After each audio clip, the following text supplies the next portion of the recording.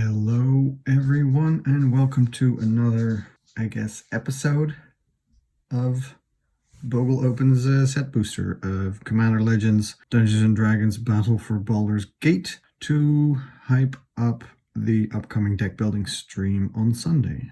I need to workshop that title, it's not very pithy, as it were. I'm going to open one of these. Don't forget to check out the stream on Sunday, 8 p.m. European time. Give the channel a follow at twitch.tv/beardedbogle if you want to be notified when I go live. And check out the Discord link in the description if you want to join our sealed league that we're going to start. These boosters don't do anything for sealed league because you need draft boosters, so I figured I would open them and talk about some cards. Which, honestly, if you actually enjoy listening to my opinion on these cards, or if you want to learn more about, card evaluation through my rambling, let me know, and I maybe will keep doing this even after the deck building stream. I got some more boosters for Baldur's Gate, obviously, and also plenty of other boosters, new sets coming out. So yeah, I can definitely keep doing this if this is something that you enjoy. So let me know. The art card looks creepy. It is oh, that's cool. That's the first one of those we've had. It's like an art card for with actual D&D stats, I think. Like this is straight from the monster manual, almost. Actually, let me go check that. Turns out that yes, it looks basically the exact same way. Tiny Fiend, Shape Changer. Cool, that's kind of fun. Thank you, Monster Manual. Different art, obviously, because the art was commissioned for the Magic card specifically, but still, that's cool if you're into D&D. All right, let's get into the pack. This has been taking too long anyway. Bye, Imp. Island. As you gaze down upon Wyrm's Crossing, you hear distant cries of alarm, and you notice that all traffic on the bridge has come to a halt. Alright, some shit's going down on the island. First card is a commander option, Renari, Merchant of Marvels. Legendary creature, Dragon Artificer, for 3 and a blue. There are 2/4. Artificer generally means something's happening with artifacts. You may cast dragon spells and artifact spells as though they had flash. Cool. So you could either do a dragon commander or an artifact commander or kind of both. Yeah, I like it. It's 2/4 for 4 is not great, but it's also just fine. With these, as always, it depends on the background you pick with it, but the fact that you can go the dragon way or the artifact way gives you some options. A dragon deck probably needs a bunch of artifacts for ramp, if nothing else, so yeah, I like it. Cool. Probably more useful in the sort of 59 cards in your deck rather than the commander, but still very sweet. Speaking of dragons, a green dragon, 4/4 flyer for 4, very good stats, I would think. Lurking green dragon can't attack unless defending player controls a creature with flying. That is a significant downside, I would think. 4/4 flying for 4 that you can't attack. Let's just assume it can't. I don't like it. It's a good blocker, but I don't like it. How likely is it that they have a flying creature? You do have 3 opponents, so the options, the chances are higher, I suppose, but I'm still not convinced, really. If you gotta fill out your dragon deck, sure, but I don't know. I don't like it. Aarakocra Sneak, a creature bird rogue, 1/4 with flying for 3 and a blue. When Aarakocra Sneak enters the battlefield, you take the initiative. I think this is one of the first cards, well, yeah, maybe the second one that we've opened so far that actually gives you the initiative. I think this is good. It blocks really well, so it's difficult for them to take back the initiative, and the initiative can be quite powerful, especially if your commander cares about that. Although I think you can just play this in a blue deck also. Prized Statue. When prized statue, enters the battlefield or is put into a graveyard from the battlefield, create a treasure token. It's an artifact for 2 mana that basically gives you 2 mana. Well, no, it gives you 1 treasure token and then potentially gives you a second one. Definitely only worth it in a... Because technically this is fixing, right? Because the treasure token can tap for... or can create any color of mana, and the price statue doesn't need any. But I'm not super excited about that. Only play this in a deck that really cares about artifacts and potentially can loop artifacts back from the graveyard. Because if you can, then this is proper ramp, right? If you can make sure this comes back from the graveyard, or you can sacrifice it reliably, that's pretty good. So depending on your commander, this is either playable or unplayable. Hoarding Ogre, love that art. 3/3 creature ogre for 3 and a red. Whenever Hoarding Ogre attacks, roll a d20. Between 1 and a 9, you create a treasure token, and then between 10 and 19, you create 2, and if you happen to roll a 20, you create 3. I mean, a 3/3 attacks fairly well, so you're probably going to get like maybe 2-3 treasure tokens off of this, definitely. Yeah, I like it. Again, that ramps you to bigger stuff.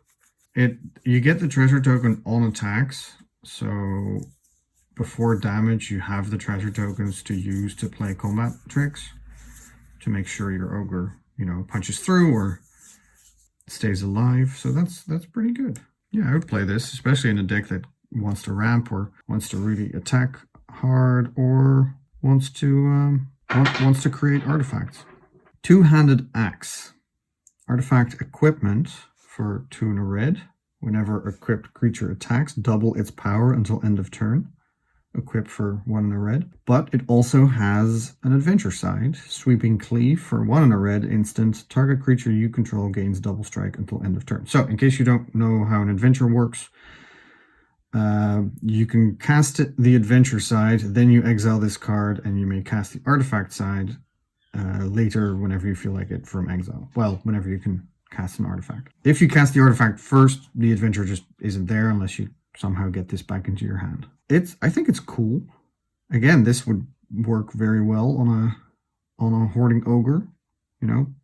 Give it double strike, make sure it survives or punches in for a bunch of damage, and then cast this and make sure that whenever it attacks, which you want it to do anyway, it becomes a 6/3. Really not bad. The equip cost is what's most important when it comes to equipment, and it's cheap enough.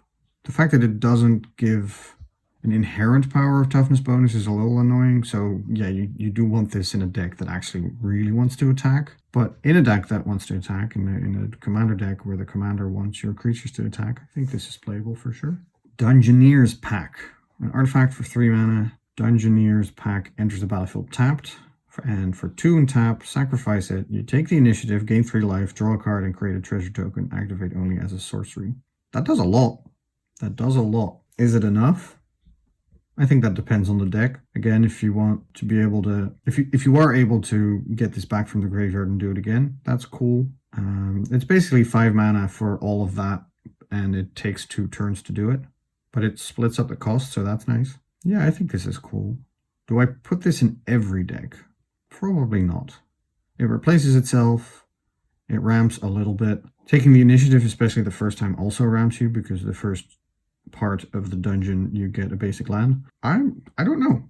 I legitimately don't know whether or not you put this in every deck because every deck can cast it, but it is cool. And I'm excited to try that out because it does so much. It does so much small stuff that I'm just not sure that like these separate things aren't worth a card, but together, probably worth it. Noble's Purse, an artifact for 2 generic mana. Noble's Purse enters the battlefield tapped and with 3 coin counters on it, and you can tap it to remove a coin counter from Noble's Purse to create a treasure token. Okay, so basically 2 mana for eventually 3 colored mana. Works best, again, in a deck that wants a bunch of artifacts, because it's a cheap one, which is good. Helps with fixing, is ramp, but it takes a while. Yeah, I think this is playable. If you're noticing that this is just too slow, then yeah, cut it from the deck. But for now, my initial idea on it is that it's probably worth it if you need a ramp slot or a fixing slot. Like, it's really useful the more colors your deck is. It's just slow. There are probably better options, but in sealed you get what you get, so this is definitely playable. Manifold Key. See, now that I like. That I like a lot. In an aggressive deck. So it's an artifact for only 1, and for 1 and tap, you can untap another target artifact, and for 3 and tap, target creature can't be blocked this turn. This is gonna win games. The second ability, you know, is gonna break board states that are stalled and nobody feels like they can attack. It's gonna be really good with commanders or creatures that want to deal combat damage to do a thing. And the top line works well in a deck with a bunch of artifacts that have tap abilities, like the Noble's Purse, I guess. But yeah, you need a little bit more than that. But if your deck does one of these two things, I think this is cheap enough to help you out. Merkle, Lord of Bones. We've seen Merkle before.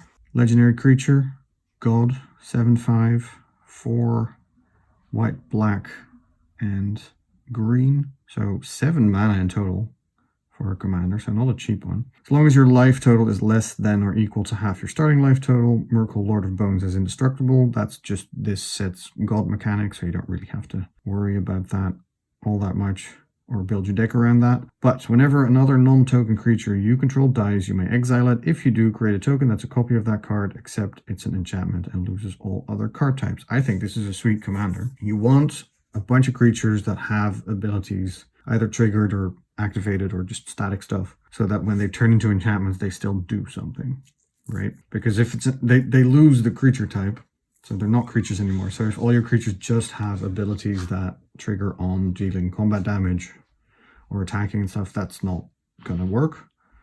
But other than that, I think it's sweet. And if there is, I haven't seen many cards that like care about enchantments necessarily, but if there is a deck in the set where the more enchantments you have, the better you do, this is a really cool commander.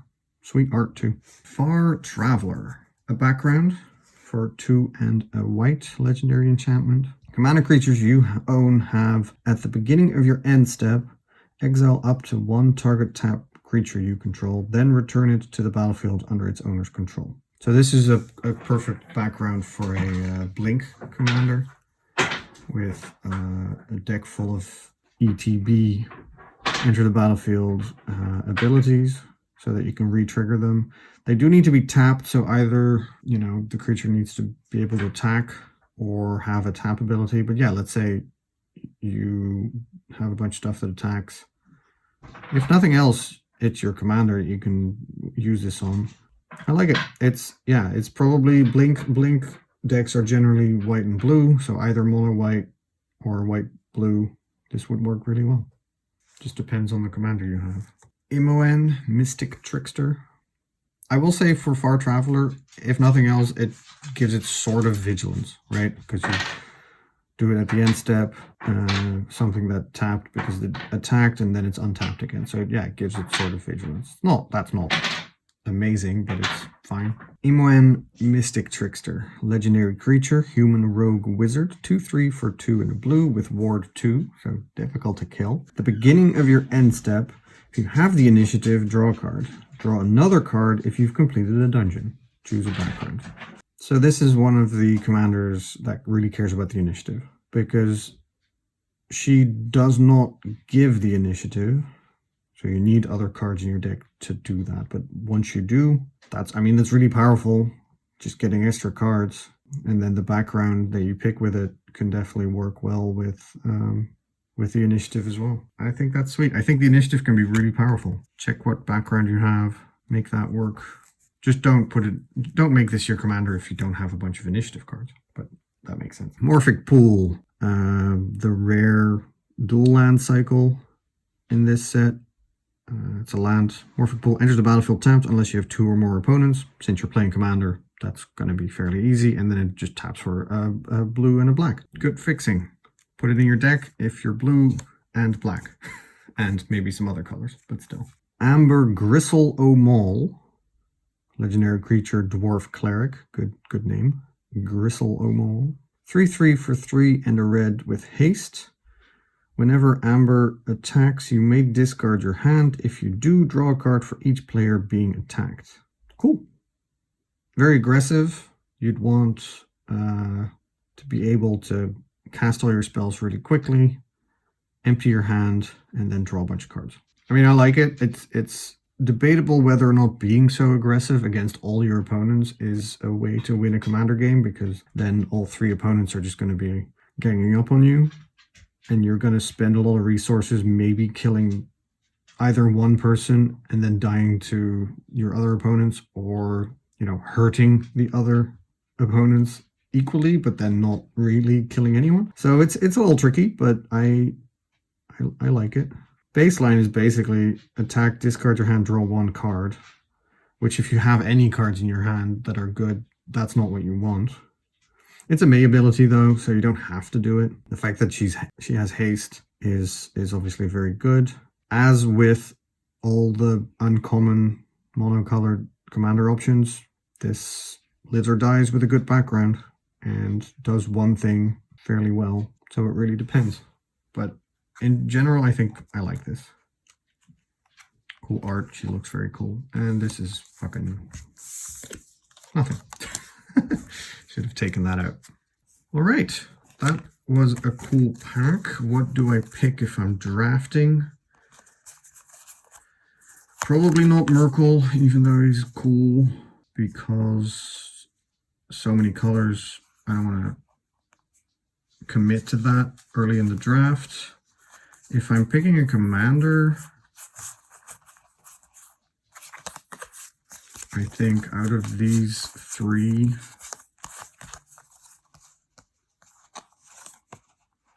I would pick probably Imoen, trying to make the initiative deck work, or Renari and see if I can go either dragons or artifacts. Obviously, you don't have to have your first pick be your commander. You can also just pick up a better commander later, but those are some good options. Maybe it's Dungeoneer's pack or Aarakocra Sneak. Those are some good cards. Since we're doing sealed, there's some good initiative stuff in here. And some good aggressive stuff, like Two-Handed Axe, Hoarding Ogre, all goes very well in Amber's deck. So yeah, options definitely. If you want to see what options I have when I build my deck for the Commander Sealed League that we'll have in my Discord, check out the stream on Sunday, this Sunday, January, what is it, 14? Twitch.tv/BeardedBogle, 8 p.m. European time. I will open 6 draft boosters, which will have more cards so that I can build a 60-card commander deck. Will be exciting. I'm hoping to open something cool in green. And yeah, check out the link in the description if you want to join the Discord and join our sealed league for some webcam paper commander games.